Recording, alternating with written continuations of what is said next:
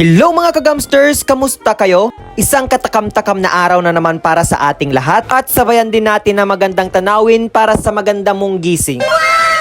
Umagang-umaga pa nga lang mga kagamsters ay niyaya na ako ng aking kapatid. Pupunta daw kami sa isang dinadarayong lugar dito malapit sa amin. Ito yung tinatawag naming Punta Bato.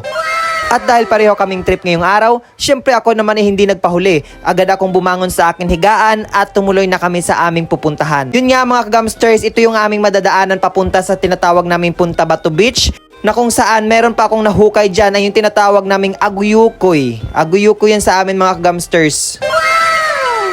At kung meron din kayo nyan sa inyo, paki-comment nyo na lang yan mga kagamsters kung anong tawag nyo dyan.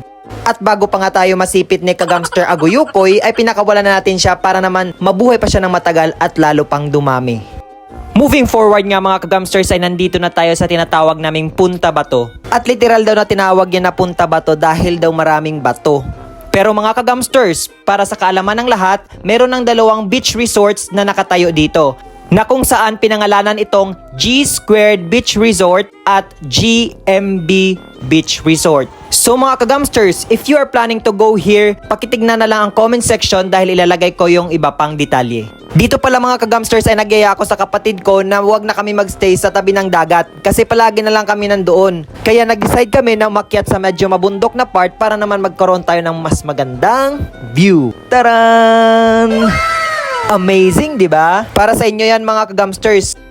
At sa totoo lang mga kagamsters, hindi ko rin alam na meron palang ganito kagandang part yung Punta Bato. At nang dahil sa inyo, mas na-explore ko ang lugar na to. Diyan nga mga kagamsters ay nag-start na kami maglatag ng aming mga gamit at nagmuni-muni, sabay na in-enjoy ang magandang tanawin. So ayun nga mga kagamsters, pagkalipas ng ilang oras ako'y nagutom. Oo, nakaramdam ako dyan ng gutom mga kagamsters, kaya nag-decide ako na magluto. At syempre, dali-dali tayong pumunta sa ating mga dala kung may makakain ba o may luluto. So, sobrang malas pala mga kagamsters ay naiwan natin yung karne natin sa bahay. Anong magagawa natin ito? Wala tayong maluluto dito ngayon. So, hindi talaga ako papayag dyan mga kagamsters kaya naghanap ako ng paraan. Tinawag ko yung aking pinsan. Total, nandito naman kami sa beach at alam kong marami talaga makakain dito. Kaya naghanap tayo ng makakain dyan mga kagamsters. At syempre, dahil malapit tayo kay Lord, inaabot tayo ng 100 years dyan. Ay, hindi. Sobrang tagal naman. Bakit ganun? Mga 999.9 seconds lang mga kagamsters ay nakahanap na tayo ng ating mauulam. What? What the fuck? At ayun na nga mga kagamsters, hindi talaga tayo magugutom dito sa beach dahil pinagpapala talaga tayo kahit saan man tayo mapunta. Kita nyo mga kagamsters, kasi kahit unbelievable, posible pa rin. Basta tiwala lang. At hindi lang pala talaga isa yung binigay na biyaya sa atin, kundi dalawa pa. Nahirapan pa ko dyan mga gamsters pero hindi tayo magpapahuli dyan. At pilit natin kukunin yan. Pero shoutout pala sa may-ari ng puno. Mangingi lang kami ng bunga dito ha. Mga hinog na kasi baka mabulok pa, sayang naman.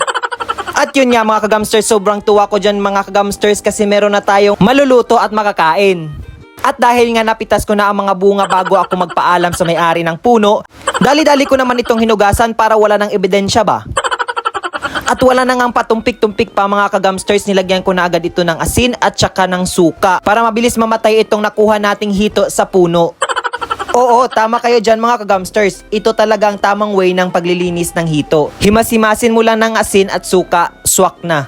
After nga nating malinisan itong hito mga kagamsters, ay hiniwa-hiwa na natin ito ng maliliit para naman marami-rami ang makakain at lalong-lalo na mabigyan natin ang may-ari ng puno. Hindi natin alam, mahirap na, baka maningil.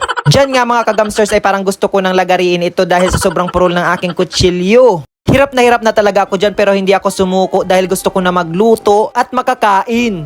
Nang matapos nga nating hiwain ang hito ay sinunod naman natin itong ating mga panggisa. Meron tayong dahon ng sibuyas, regular na sibuyas.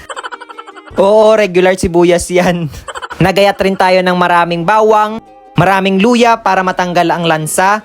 At syempre, hindi mawawala ang ating paborito to make it hot and spicy, ang sili. At ayun nga mga kagamsters, nang matapos nating kumpletuhin ang lahat ng sangkap, ay nag-start na tayong magluto. Kaya sabayan nyo ako, maglagay tayo ng butter. Oh yeah, para naman mas masarap, diba? For the go. So antayin nga lang natin matunaw at uminit yung butter mga kagamsters, ay ilagay na natin itong Sibuyas. Bakit naman nauna itong sibuyas bago ang bawang? Depende naman yan sa inyo mga kagamsters eh. Different school, different way of cooking ba? Pero kahit saan lang naman mauna dyan mga kagamsters, goods na yon. Sunod natin itong ilagay ang sili, luya at nilagay na rin natin yung tanglad para mas mabango. So after nga natin mag-isa mga kagamsters ay ilagay na natin itong hito na nakuha natin sa miracle tree. Tapos niyan lagyan na natin direkta ng asin para naman manuot sa kanyang kalamnan. Para naman talaga walang tapon. Pati tinik. Pwede rin kung may lahi kang dinosaur. Joke lang. At nang matapos nga ang 365 days, ay sobrang tagal naman, ay naluto na itong ating specialty. Ayun nga mga kagamsters, bago natin patayin ng apoy, ay nilagyan na natin ito ng suka at ng pampasarap. At tsaka haluin lang ng konti. Yan na ang ating specialty Hito Gamsters version.